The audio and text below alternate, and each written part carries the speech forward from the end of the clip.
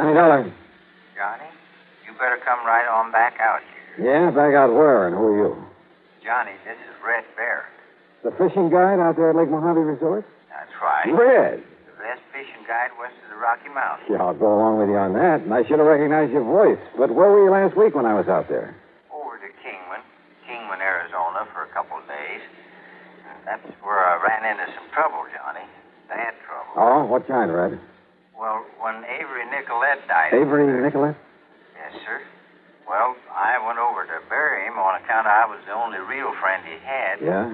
And also to attend to his money and things. He left them to you, Red, huh? Well, you see, Avery showed me his will a couple of months ago. He wrote it all out himself, real legal, from some kind of a book he bought. Yeah? And he said he was leaving everything to me. Insurance and money and everything. So? But when I dug that will out of its hiding place, well, Johnny, somebody changed it. Well, weren't the police and the insurance company able to see that? They claim that I'm all wrong, Johnny, but I know better. You're sure? Only trouble is, well, Johnny, if you ever expect to see me again... You mean that somebody's threatening you? If you ever expect to see me again, you better come out here. Red. And if I was you, I wouldn't waste any time. Johnny. Okay, Red, I'm on my way.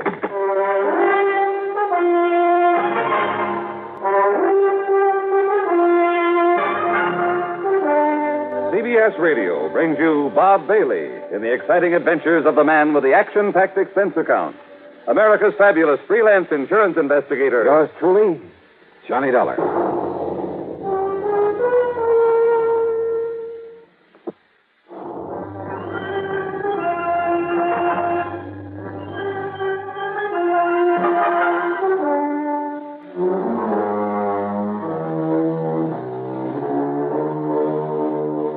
Expense account submitted by Special Investigator Johnny Dollar.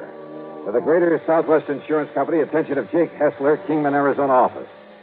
Following is an account of expenses incurred during my investigation of the will and away matter. Expense account item 1, $154.50 plane transportation from Hartford to New York to Las Vegas, Nevada. Item 2, $50 deposit on a rental car. Instead of driving directly south to Lake Mojave Resort, I took Highway 93 to Kingman, Arizona. I went straight to Jake Hessler's insurance office on East Palm Drive. Johnny Dollar. Well, sit down, Johnny. Tell me all about you. Thanks, Jake. Well, I suppose you're here on account of Avery Nicolette's insurance. That's right. Wrote his policy himself. 10,000 straight line. And the beneficiary? To be named in his will. That's the way the policy read. Well, isn't that rather unusual? It's highly irregular. Took a bit of doing with the company, but that was what he wanted, and that's what he got. And it's made us a lot of trouble. How, Jake? Well, first of all, after he died, nobody knew whether he'd even made out a will. All right, then. That is, until some old character from old Lake Mojave come along and showed us where he'd hidden it. There in that house he was renting. That was Red Barrett. That's right, Lloyd Barrett. He called himself Red. I understand he was a very good friend of Nicolette's. Only real friend he ever had, I guess. They used to do some prospecting or cattle raising or something together. And Red was named to get everything Avery had except insurance. Well, what was there besides the insurance? Avery's clothes, money. How much money? A couple of $1,000 he had in the bank. Now, look, about that will. Johnny, we was glad enough to have him find it for us, and it was okay. A holographic will, but okay. But when Red claimed that Avery was leaving everything to him, only the will said otherwise. Red called me on the phone, Jake. Yeah, he threatened to do that. And he told me that will has been tampered with. That's what he told us, only it wasn't done. And if you don't believe me, you can ask the police and the lawyer about it, only ask them gentle. What do you mean by that? Well, they got so fed up with Red having no grounds to substantiate his claim that, well, they told him if he didn't stop lying about it and bothering them, they'd throw him clean. Oh, Jake, I know Red. I know him well. I know that now and then he might stretch the truth a bit about some of his experiences. The places he's been, about the big fish over there in Mojave that he knows by their first name. Johnny, that's the very reason. But there isn't a malicious bone in this whole party. And I refuse to believe that he'd ever lie or try to pull a fast one for $10,000 or $10 million. Yeah, but Johnny... Now, who is supposed to get his insurance? A fellow named Louis Marino. Who's Louis Marino? Well, according to Mrs. Turner... Who's she? Mrs. Mary Turner. She was a kind of a nurse and housekeeper for Avery the past few months. A real nice woman. And according to her, Well, she didn't know much about this Marino, but she'd heard Avery mention him once or twice, that he lived up in Vegas. And, of course, she saw his name in the will when she witnessed it. who else witnessed that will? Old Tim Hansen. Well, what does he say about it? Well, Tim got killed about 3 months back one night in April. Got drunk and run his car off the highway down towards Needles. Well, he's no help. Where will I find this Mrs. Turner? Still at the house Avery was renting. And she swears that Marino was mentioned in the will right from the beginning, huh? Yeah, but your friend Red Barrett... Okay, Jake, I'll see you later. You going over to see her? First, I think I'd better talk to Red over at Lake Mojave Resort and get myself a room for the night. Ask me, Johnny. You're just wasting your time and your money. Oh? My money? Hmm? I'm on an insurance case, remember? So, I'm on expense account. What? Sure, with your company footing the bill. Now, Johnny... See you later, Jake.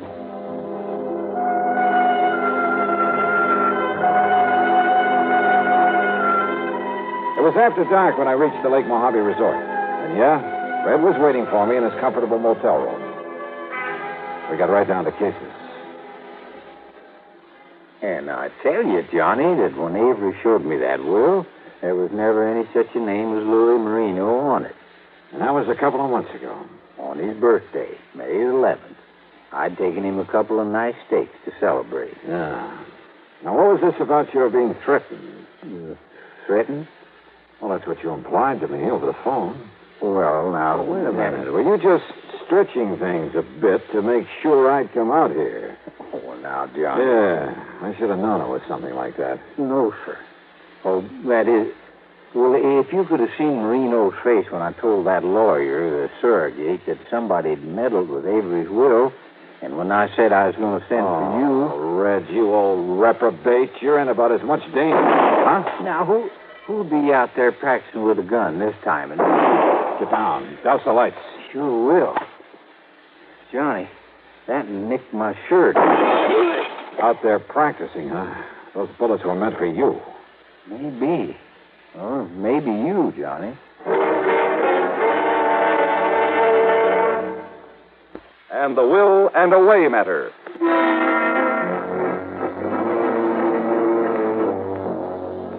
I thought Red Barrett there at the Lake Mojave Resort was spinning another one of his yarns when he told me he was being threatened by the beneficiary of the insurance he felt that he was entitled to.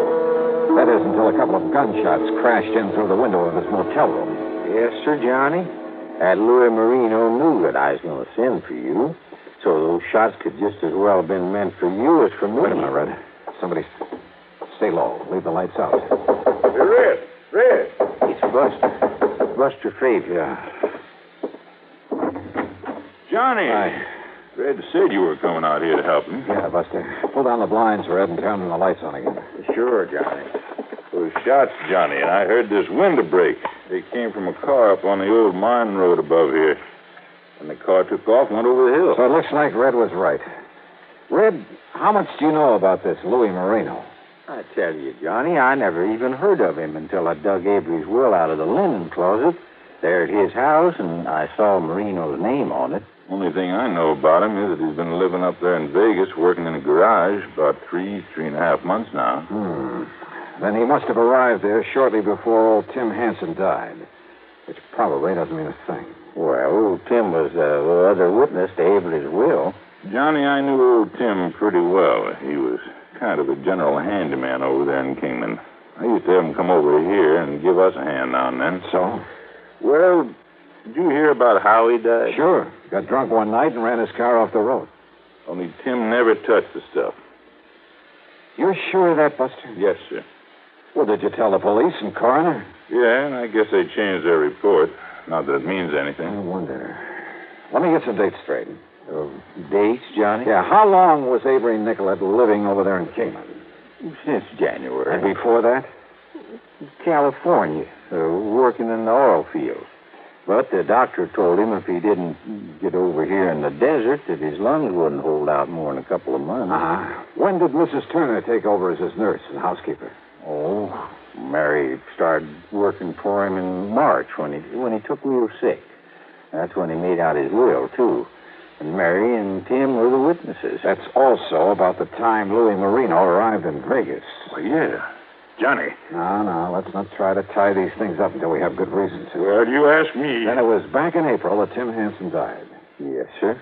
And when did you see the will? In May. That was the time I almost got killed. What? Oh, coming over the pass that night on the way back here, the steering on my car gave out. Wait a minute. Did anyone examine it after that happened? Well, I had it fixed, if that's what you mean. No, that isn't what I mean. What are you thinking of, Johnny? Plenty, Buster. Red, where is that will now? Well, it's still with Lawyer Robbins, I guess. Over in Kingman? Yes, sir. He's the surrogate on it. And he lives right over his office on North Poplar. Good. Then I'm going over there to see him.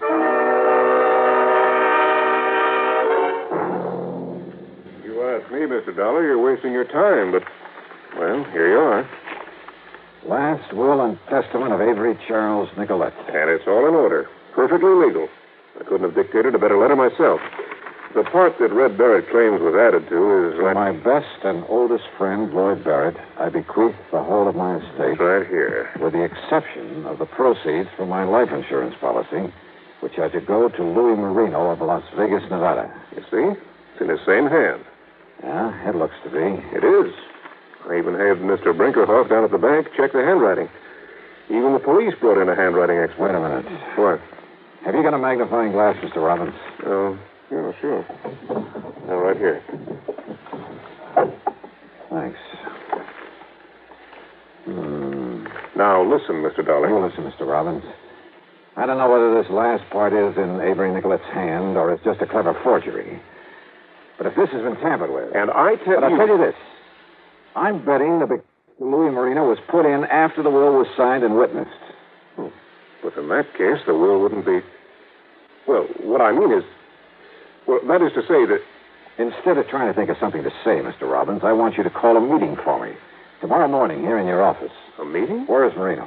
Well, right here in Kingman, awaiting payment. Okay. I'll bring Red Barrett over from Lake Mojave myself, but you get hold of Marino and Mrs. Mary Turner. Well, now, Mr. Dollar... now, wait. Say 10 o'clock sharp, Mr. Robbins, okay? Now, Mr. Dollar... Okay, I'll see you then.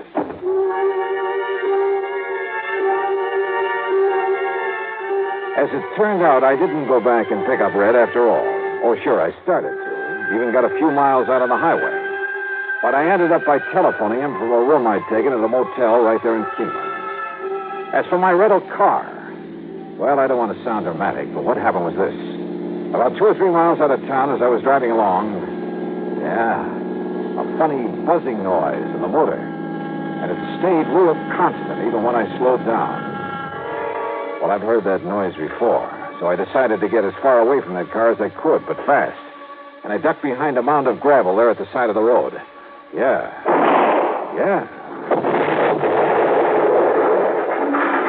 You know something?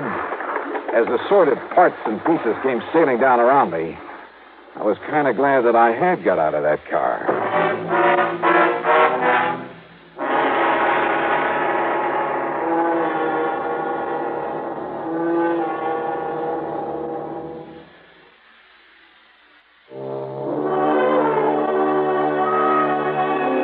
I guess I had underestimated the Kingman, Arizona police. When I called them after having my car blown to bits, I learned from Sergeant Tommy Parker that they, too, had been suspicious of Avery Nicolette's will, and particularly of the main beneficiary, Louis Marino. First thing in the morning at police headquarters, Parker laid out the facts for me. Well, it was the police up in Vegas who first ran a make on him, Dollar. Why, Sergeant? Because he'd gotten thrown out of a couple of gambling joints up there when he tried to get a job. Before he worked in the garage. Yeah. The men who run those casinos are a pretty wise bunch. Somebody recognized him as Louis the Penman from Chicago. Penman? A forger? That's right, from one of the mobs. Then just for luck, I started checking on this young housekeeper of Nicolette's, Mrs. Turner. Only her maiden name was Mary Polito. Young, did you say? Late 30s. Dark hair, dark complexion, real good looking. No wonder she had herself a flock of husbands. Wait a minute. Don't tell me. Yeah, Dollar. The last was an old man named Harry Turner. Died about a year ago in a car accident. Car accident? The one before was another old man, Lawrence Fulbright. Another car accident. Same pattern. But her first husband... was Louis Marino. Right. Well, mister, you've done yourself proud. Maybe so, but unless we can somehow hold on to them. Which is to say, unless we can find something wrong with that will. And don't forget, the handwriting expert I called in said it's okay. Sergeant, maybe that expert overlooked something. Oh? Come on. It's about time for the meeting at the lawyer's office.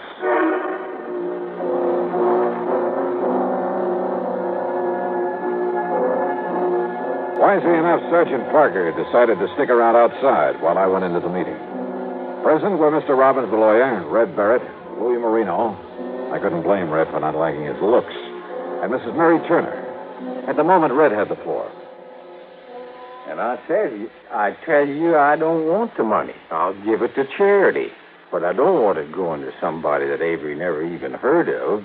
What do you mean he never heard of me, you crazy old bum? Because he would have told me. That's why. Because he told me everything. Yeah? Well, I'm sorry, Mr. Barrett, but I'm sure I heard Mr. Nicolette mention Louis Marino many times. And when I saw his name in the will... Somebody put it there after I saw it. You're crazy. All right, now, folks. Listen, old man, if you think you can break this Maybe I can, Louis. Huh? Who's this gentleman, Mr. Robbins? This is Johnny Dollar, Mrs. Turner, investigator for the insurance company. Well, good. Not that it makes any difference to me whether Mr. Marino gets that insurance money. Oh, I think it does, Mrs. Turner. Mrs. Mary Polito, Marino, Fulbright, Turner. What? Did you toss in a Marino somewhere along there, Johnny? No, Mr. Dollar. Listen here, Dollar. Marino, it may be tough proving that you caused the death of the other witness to that will, poor old Tim Hanson. It was a car accident. He was drunk. They found the bottle right beside him. He never took a drink in his life. I suspect that bottle, if there was one, was planted in his car by the mechanic who tampered with his steering. Who says? And come to think of it, you are a mechanic, aren't you, Louis? Sure I am, but that doesn't mean And it might be hard to prove you planted that bomb in my car. Now listen, That Dollar. you tampered with the steering on Red's and tried to kill him off after you realized he'd seen the original will. But sooner or later, I think these Kingman police will be able to pin these things on you. The only thing I have to prove, though, is that this will was tampered with. And I think I can. Yeah? How? Well, I'm sorry, Mr. Dollar, but that will is exactly as it was in the beginning. Mrs. Turner, did you actually see it written? Mr. Hanson and I both saw him write it. Then Mr. Nicolette signed it, we signed it, and he folded it up and put it in the envelope. Oh, this paper wasn't folded before. No. It was some new stationery he just got himself. You're sure? Of course. Why do you ask a thing like that? The paper has a coating on it, like most papers of this kind. Some of that coating cracks a little bit when it's folded. It takes a magnifying glass to see it. So what? So when something's written on it after it's been folded, the ink will spread a bit over the tiny cracks made in the coating. What? Yeah. Like it has on this part. It was added later to give the insurance to Louis Marino after Mrs. Turner found the will in the linen closet. How do you know? I know. Added No. after the other witness died, after Red Barrett saw it. Take a look with your magnifying glass, Mr. Robbins. Yes, I certainly shall. So, Louis, despite your excellent copy of Avery Nicolette's handwriting, by writing yourself in over the fold in that paper, you pulled up boo-boo. You're right, Mr. Dollar. Absolutely right. Well, Mary, Louis? All right, Dollar. You see this gun? Yeah. Louis pulled a gun and started to make even more of a fool of himself. But then Sergeant Parker quietly walked in and took over. And you know something? I think that given time with Mary and Louis in the clink for this forgery, he'll probably pin those other things I mentioned on him. He's a good man. Expense account total, including the blown-up rental car, $3,280. Yours truly, Johnny Dollar.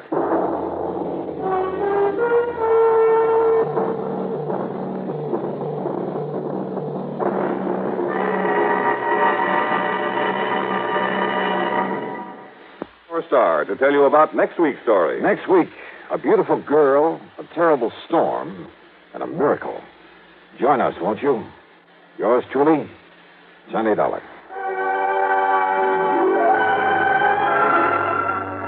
Yours truly, Johnny Dollar, starring Bob Bailey, originates in Hollywood and is written, produced, and directed by Jack Johnstone.